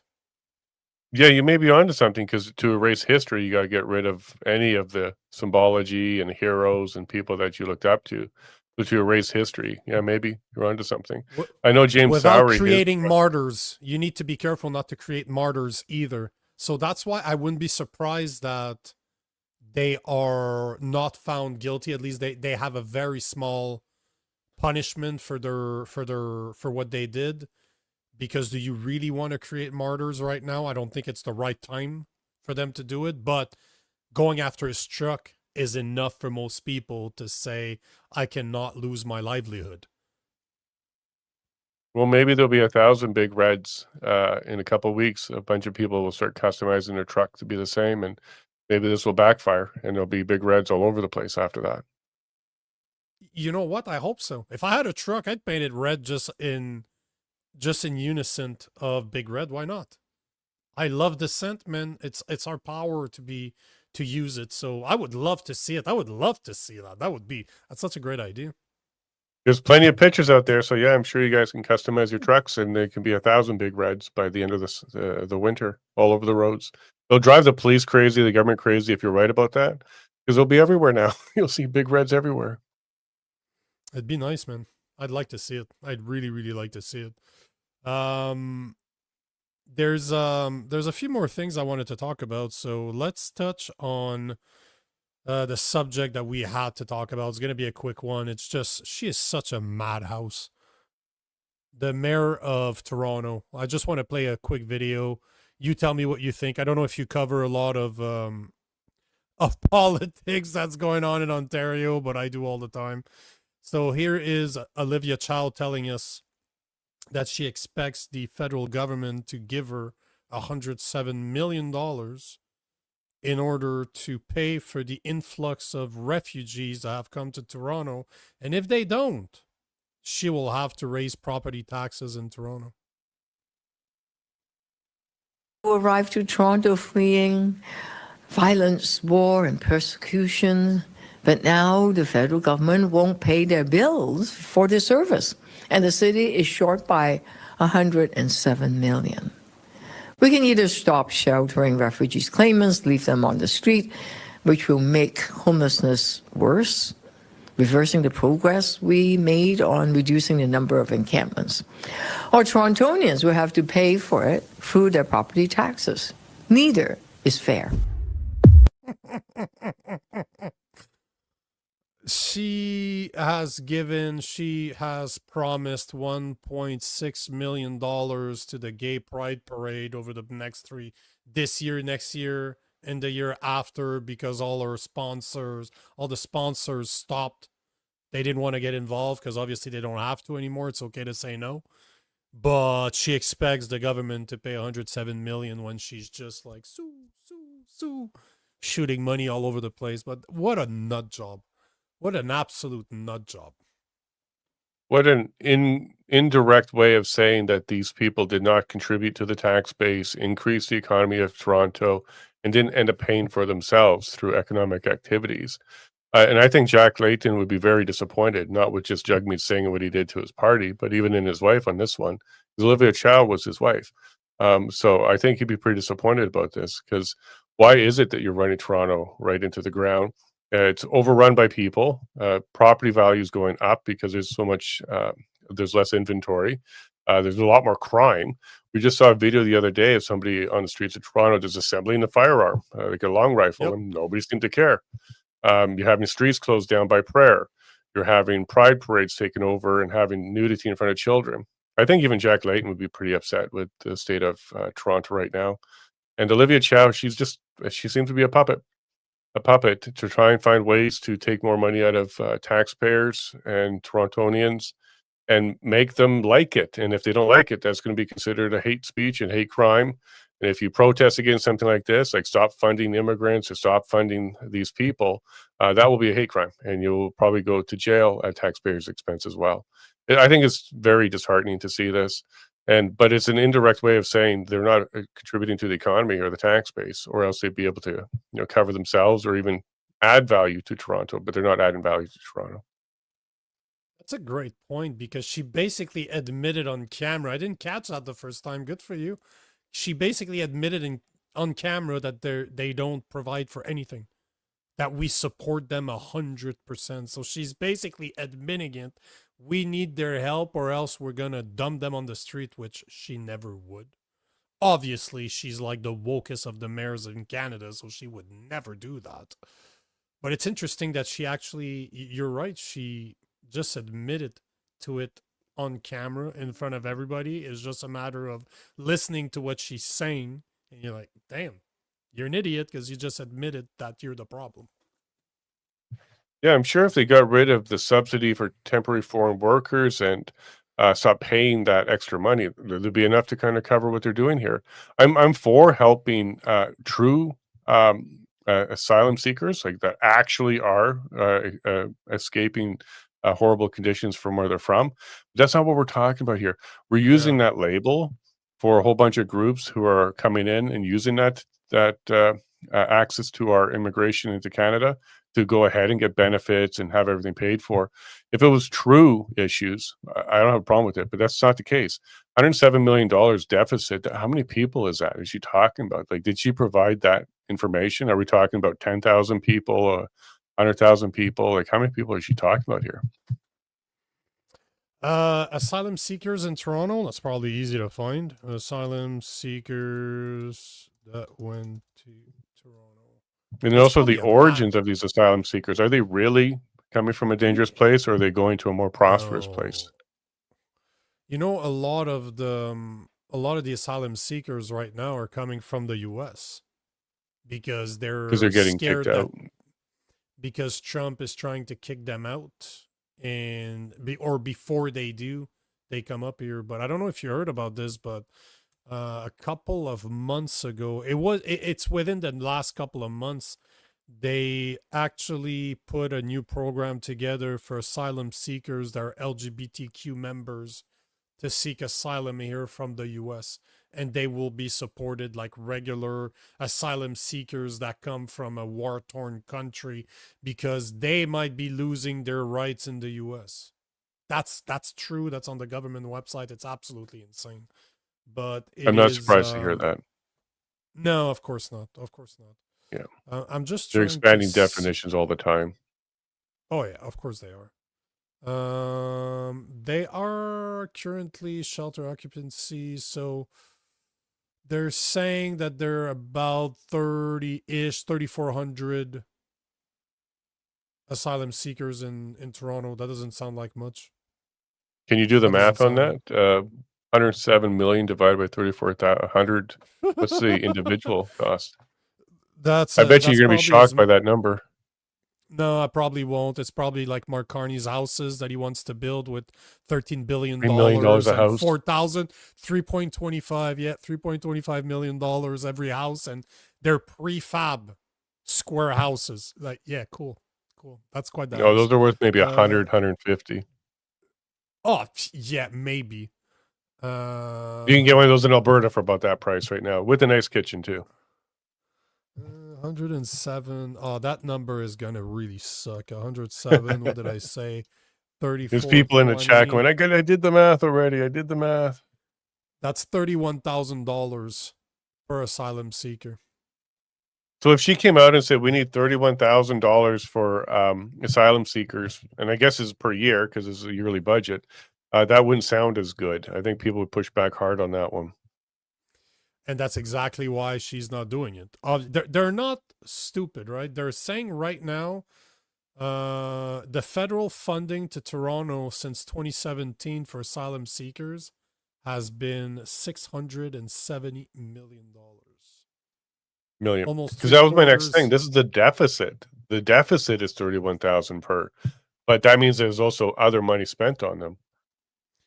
Oh, but hold on. Let me blow your mind, because Grok is saying right now, I'd have to research it a bit further. I don't tend to trust what AI tells me off the bat. I need to prove it for myself. But Grok is saying that the 107 million in federal funding that she's referring to is equivalent to 1,800 shelter beds. So it's worse than we 1,800 think. which? Shelter beds? Yeah, because a lot of those refugee claimants ends up in, how do they call them? They end up into the shelters for the homeless, so homeless shelters. So that's what they refer as the bed. So if you're taking 107, that's not right. 107 Well, by you remember 1,800. they were Like talking about 60 grand, bro. 60 grand per shelter bed, if what Grok is saying right now. So it's literally twice the price that we thought. there was, So and it- you can look this up, you can fact check me on this, but there was at least an attempt or a conversation around forcing hotels to give up unused inventory the day of, if they haven't rented it out, to homeless people and refugees and immigrants. Is that still something they're talking about? I think it was Ottawa that was even floating that one. Oh no, that was done for years. It's been exposed. I was talking about it a couple of months ago when it came. Oh, it was LA. It was LA recently that said that. I'm just racking my own grok in my head. But LA came out with that recently and said that. And I was like, wow. Yeah, no, because the one we're talking about, the refugee, the asylum, it would be the asylum seeker / refugee hotel bill is above $1 billion. over the past 5 years. It was, I seen estimate anywhere from $1 to $3 billion. Even what's his name, Doug Ford, was saying, "Oh, it's not sustainable. We can't continue doing that." Blah blah blah blah blah. But it was, yeah, it was above $1 billion. I remember talking about it a few months ago. It's absolutely insane. Absolutely insane. But But yeah, yet we can't afford to keep Canada Post going. you know, man, if you look at, I have all the numbers somewhere because I did all the research, but just the amount of claims, we are above, it was something like taking it something between 17 to 24 months to go through an asylum seeker claim. And what the average Canadians doesn't realize is when they show up here, they don't have anything. So we have to supply them with shelter. We have to supply them with money to eat. We have to supply them with their cell phones. We have to pay for everything. I have the calculation somewhere. It is insane the amount of money that we're spending. And there were estimates that in 2025, you had over, it was something crazy between 250,000 to 350,000 claims were still being processed right now. And a lot of them are from 2024 because they go over, like they take, as I said, they estimate anywhere between 17 to 24 months to process them. So it's insane. It's absolutely insane. And that's, so here we go. So the total federal hotel bill overview since 2017, the federal government has spent over $2 billion on interim housing for asylum seekers, including direct hotel operations and reimbursement to provinces and municipality. Of this, 1.1 billion specifically on IRCC run hotels, and over 1.2 billion total allocated, 1.44 billion from 2018 to 2025 through HAP, which reimburses jurisdiction for housing costs. So basically it's somewhere around 2.4-ish billion dollars for hotel bills. And those numbers are right. Those are the numbers. They make sense. It was split between Immigration Canada and HAP. I can't remember what the acronym for HAP is. It is the Interim Housing Assistance Program and Immigration, Refugee, and Citizenship Canada. 2.4 billion. Jesse is saying 2.8. It's 1.44, 1.5. Yeah, you're right. It's more like 1.5. Jesus, 2.5. God damn, it's a long day. It's been a long day. Can't do simple math. And I bet you Toronto will get the money. That's a very strong, liberal base for voting, and they're not going to want to rock those boats too much. I bet you they'll end up getting that money too. Yeah, but you know what I find the most ashamed about all of this is that's 2.6 billion dollars we could have given to Zelensky in Ukraine. All that money could have gone to him. Like, fuck, I can't believe that we dropped that ball. Fuck, we really messed up on that one. And obviously that's sarcasm. Obviously. Jesus. Yeah, he's watching the show right now going, he's right. He's right. We got to get that money. He's right. There was I don't know if you saw that trend on X. I think it was mostly last week, but people, especially because I follow a lot of liberals to know what the hell they're up to. And they were saying that they were asking their followers, should we consider giving Zelensky the Nobel Prize for Peace? And I'm like, the only prize that guy deserves is an Oscar for the highest paid actor of all time. But that was his trending election last week.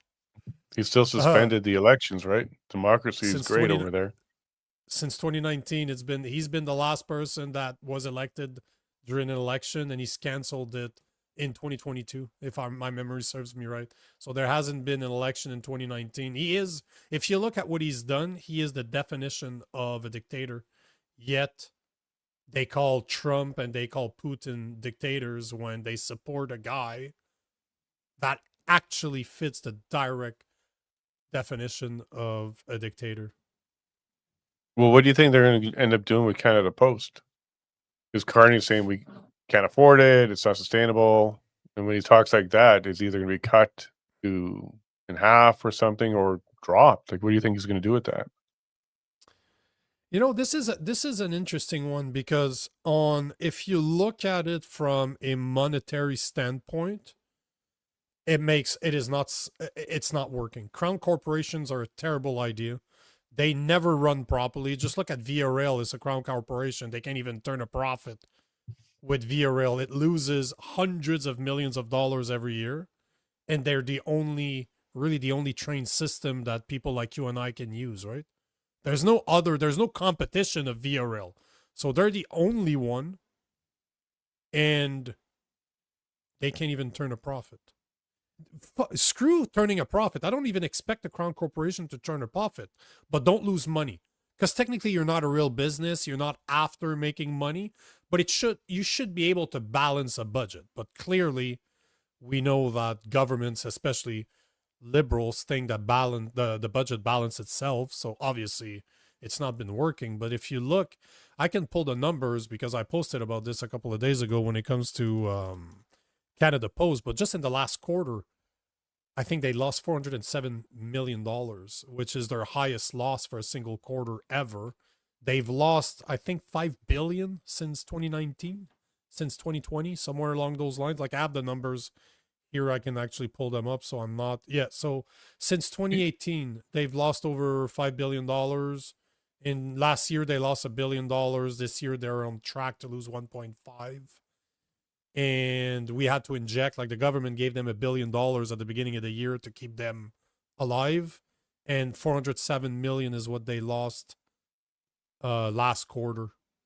So it's one of those things. If I look at it from a monetary standpoint, just as in, does it profit Canadians? Because the estimate that they're providing, at least what I could find, is that 20 years ago Canada Post delivered 5.5 billion letters annually. Today, it delivers about 2 billion of them, so less than a half. And the number of households has grown. So that means there are fewer letters being delivered to more addresses. That being said, if you listen to what the minister said, he was talking about door-to-door delivery. Right here where I am, I'm in the city. There's no door-to-door delivery here. We don't have it either. Yeah, see, so I lived in the woods, which is really in the woods, and I live in the city now, and there's no door-to-door. So even if they're saying that they're going to phase it out in 10 years, it's not there right now. We don't get door-to-door delivery. So are they saying that that's going to be removed altogether? By that, I mean the communal boxes where you go to pick up your mail. But at the same time, I know where you're going with this, and I hadn't really considered that part, because I know where you're going with this. This is so that everything's digital, and that is just one other way to prevent people's communication. We're all gonna have to find pigeons and train them so that we can send messages or learn the fire signals again. Maybe, but I know what you're saying. You're probably gonna go there, right? You're gonna go that. No, I was actually going to do an interesting turn for you, because do you know where the largest losses are for Canada Post? It's not Canadian postage. It's the international postal agreements that we have in place. It costs a lot less to send something from China to a Canadian address than a Canadian to a Canadian address because of the international postal agreements. They're locked in rates. Trump has started to look at that again, look over those and renegotiate those, because China and other places are totally taking advantage of that. It's way cheaper to have something shipped from China to a Canadian address than to have the exact same item, like a T-shirt, shipped across Canada. And if they were paying a fair value, and those were actual, not loss leaders for Canada Post, that might be a significant amount of money that we're not collecting, that we should be looking at collecting because of those agreements. I did not know that at all. So you're saying that international postal agreements, it's way cheaper. Main reason, or post, or yeah. So as Canada Post is walking around with all these packages from China, delivering them to your door, they're not making the same kind of money than they are on a Canadian shipment to a Canadian address. And if Canadian to Canadian is dropping, like you just said, from 5 down to 2, But these international ones are increasing. The workload goes up, but the profit per package is lower. Profit per parcel is lower. And a That's lot of people do interesting. that. I did not know that. I love to learn shit. Good for you. Good Yeah. for you, Well, man. Trump is starting to talk about like renegotiating these international postage agreements because it is a loss leader for the United States Postal Service. And they're not as bad as ours. Like they don't lose as much money. Like I remember looking into it. They're a lot closer to being. They still lose money, but not to the extent that we do. Well, they But at have the 10 same time, times the people in half the territory, right? In half, so they can make it work. We're quite spread but out with a quarter. yeah, but I can tell you, man, as a guy that spends a lot of his time in the U.S. and they deliver on Saturday, Sunday too.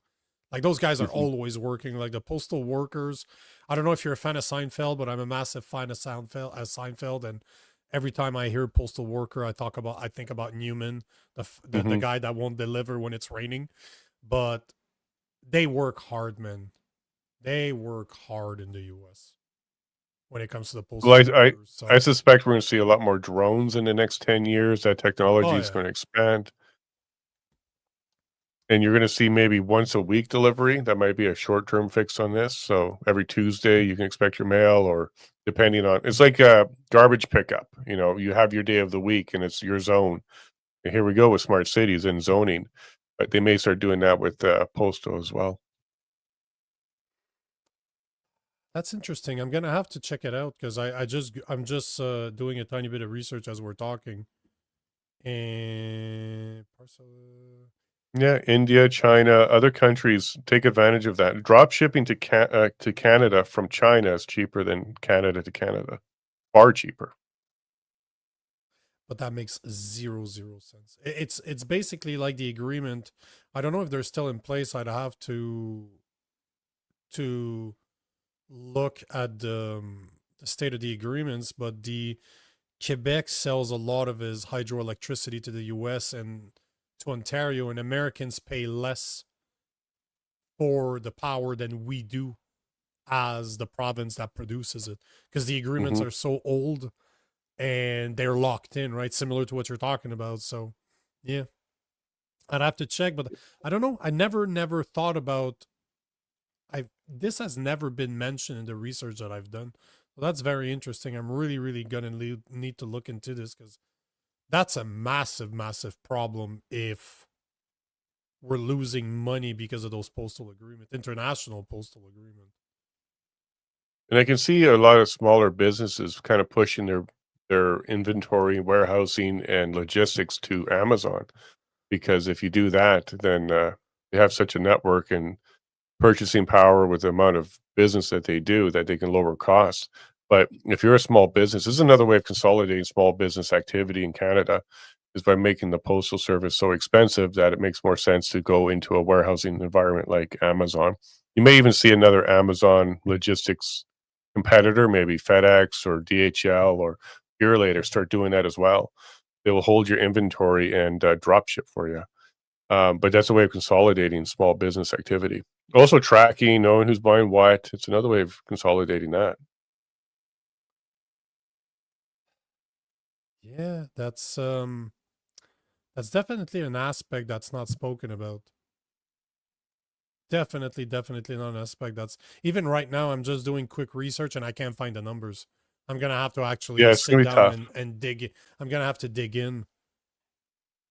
Yeah, the international postal agreement. Trump's been talking about renegotiating that. China, of course, would be upset because they take advantage of it a lot. A T-shirt from China hits your door for a fraction of a T-shirt from Toronto would. Ah, man. And I'm Yeah, just talking that's about the shipping cost, not the manufacturer. I'm just talking about the shipping cost.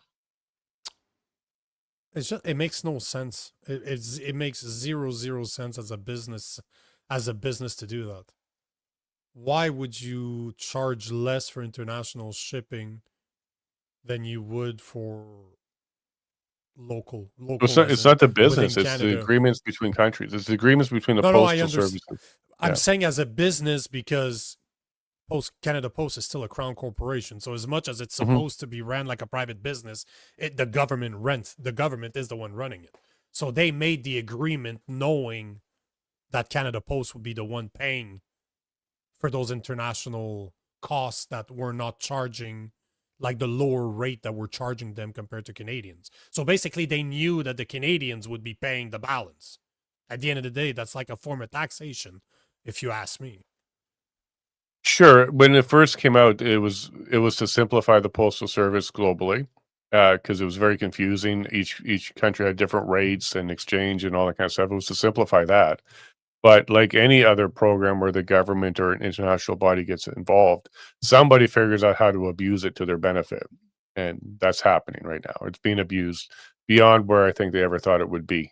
Because it was just to make it so it was affordable and logistically plausible to have exchange of email, or not email, of mail globally. That's why they brought it in and had these agreements put in place. But it's been exploited like any other well-intentioned program usually will get exploited. And it certainly is being now, to the detriment of countries like US and Canada, UK. Our postal services, the wages go up, the cost of living goes up in our countries, but the rates stay the same. So they're carrying tons of packages, and we're taking a hit on it. It's probably that we sign too long of agreements. Because I know in telecommunication, we some of the companies that we dealt with, like not companies, but like the federal government, we could sign a 10-year deal. And if you're signing a 10-year deal, you have to kind of estimate what it's going to cost in 10 years, which is hard to do because just look at what's happened over the past 2-3 years. Some of the services are 33% higher. 33% higher. And there's no way that if you signed an agreement 5-10 years ago, or let's say 5 years ago, you could have predicted that delivering certain services could cost 33% more. And there's no way that people factored that into their business model. There's no way. So that's why signing those long-term agreements, which I would imagine, I can't find the agreements, and I don't know if they're even possible. Yeah, it's called the found, but Universal Postal Union. It's from the UN. And it was created in 1874, but the UN runs it now. Of course they do. Yeah. Of course they do. Yeah. Yeah, specialized agency of the United Nations since 1948. So you want to look they're up the one Universal responsible Postal for the Union. agreements. Mm-hmm. Yep. And the rates and the exchanges. Of course they are. And China definitely takes advantage of it. Yeah, of course they are. They take advantage of pretty much everything. So it makes sense, right? Yeah, well, as a consumer, you're like, okay, well, if I'm ordering off Amazon or eBay and it's coming from China, sometimes it's free or fixed international rate. But as somebody was, I want to sell T-shirts, for example. I want to sell my T-shirts for my show. Shipping Canada to Canada is far more expensive than drop shipping from China. It takes longer, but the shipping's way lower. So if the shipping price is lower, that means Canada Post is getting a smaller piece of that. But again, like you said earlier, it's also very advantageous to dealing with Amazon since they have they have their own force delivering those packages. They literally build their own independent workers that don't technically work for them, but they're like contractors. Yeah. So it's their business model is absolutely very intelligent, very, very intelligent. Yeah, they're going to be a logistics leader for sure, for sure. They you already may are. end up. They already are. Yeah. We can go over conversation one day. What I think they're so powerful that they can create shortages, like fake shortages. That's how powerful Amazon is, right? You see that all the time. You go to their page right now and they're like, oh, there's only 5 items left. Make sure to buy it right now. So they entice people to buy. But imagine when everything is sold online and you don't buy it from a store, because that's just a matter of time, right? Eventually, you're not going to go to the store anymore. It will just be shipped to you, drone shipped to you. The store doesn't exist. Like if I want to get specialized cable, I could have used to go to Radio Shack, but that's not around anymore. Or a little mom and pop radio place, or electronic store, or computer store. They're all like gone. So if you even wanted to shop local, you can't. No, you can. All of those products are not available anymore. No, you're absolutely right. I remember Radio Shack. God damn. diodes and resistors. You can buy the little parts, like the components. You can replace things and fix things. No, that's done. Good luck with that. Wow, thanks a lot. Made me feeling very old right now. I haven't thought Well, about we have Radio a Shack in a long generator. time.